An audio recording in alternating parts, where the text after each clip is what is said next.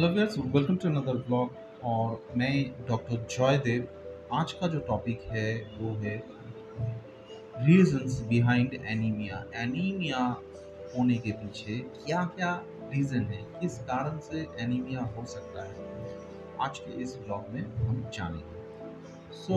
Anaemia होने का एक बहुत ही कॉमन रीजन है iron deficiency.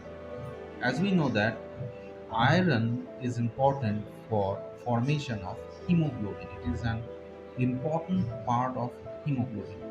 And if there is any kind of iron deficiency, then it can cause anemia.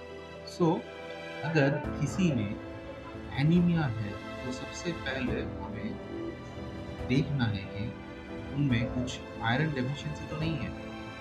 उसके लिए कुछ टेस्ट किया जाता है, जैसे कि आयरन प्रोफाइल। इसमें देखा जाता है कि सेरम आयरन कैसा है, TIBC that means total iron binding capacity कैसा है। नेक्स्ट है ट्रांसफेरिन सेचुरेट। ट्रांसफेरिन एक ऐसा प्रोटीन है जो ब्लड में ये आयरन को ट्रांसपोर्ट करते हैं। कितना ट्रांसफेरिन आयरन बाउंड है ये देखते हैं। इससे भी एक आइडिया मिलता है कि किसी के बॉडी में आयरन का कुछ डेफिशिएंसी है कि नहीं। नेक्स्ट इन्वेस्टिगेशन है फेरिटीन। फेरिटीन एक बॉडी आयरन स्टोर जो है उनके बारे में एक आइडिया मिलता है। तो ये सब टेस्ट करके हम लोग जान सकते हैं कि आयरन का डेफिशिएंसी तो कुछ नहीं है। और एक टेस्ट है जिसमें बोन मैरो टेस्ट करने के बाद उसमें अगर आयरन के लिए स्पेशल एक स्टेन होता है जिसे पर्ल स्टेन बोलते हैं। ये पर्ल स्टेन भी अगर किया गया तो उससे भी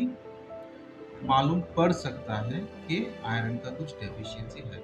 नेक्स्ट रीजन है आयरन डेफिशिएंसी होने के पीछे एक रीजन है विटामिन B12 या फिर फोलेट डेफिशिएंसी। ये दोनों विटामिन बहुत इंपॉर्टेंट है न्यूक्लिक एसिड फॉर्मेशन के लिए।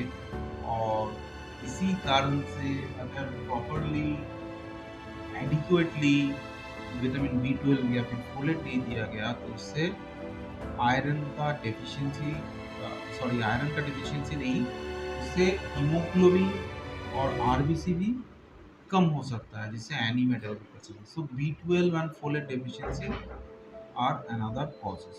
नेक्स्ट है कुछ ब्लीडिंग। अगर किसी का सडनली बहुत ज़्यादा ब्लीड हो गया, किसी एक्सीडेंट हुआ, सर्जरी हुआ, हाँ, या दूसरी किसी रीज़न से अगर एक्सेसिव ब्लीडिंग हो गया तो उसके वजह से भी आयरन का एनीमिया डेवलप कर सकता है। हीमोग्लोबिन लेवल फॉल कर सकता है, तो उसमें भी ऐसे एनीमिया डेवलप कर सकता है।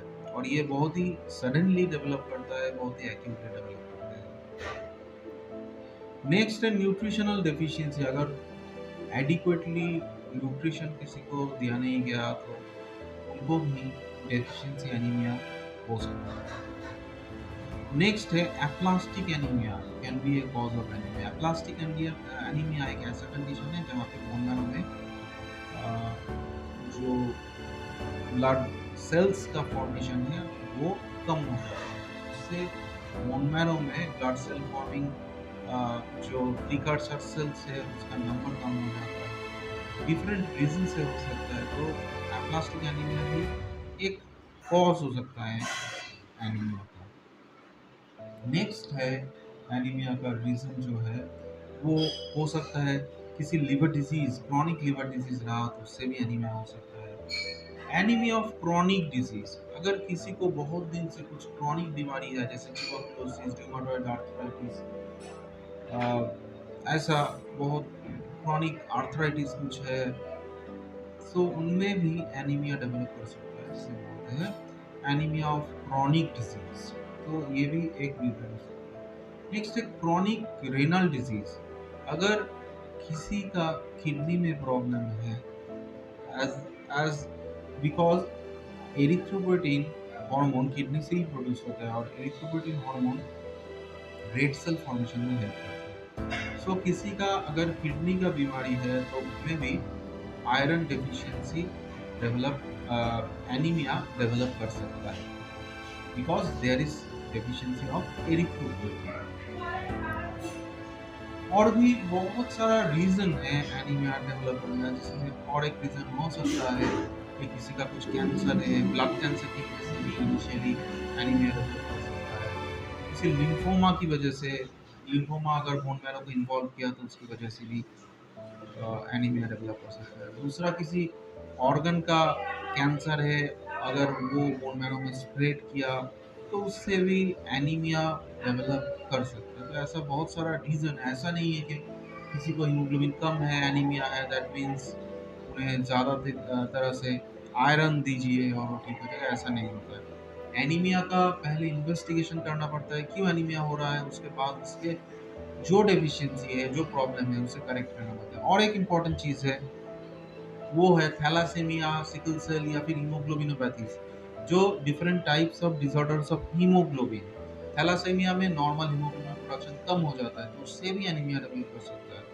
तो ऐसा कंडीशन में अगर आयरन देंगे तो उससे एनीमिया तो करेक्ट नहीं होगा पेशेंट का, ऊपर से आयरन ओवरलोड हो जाएगा।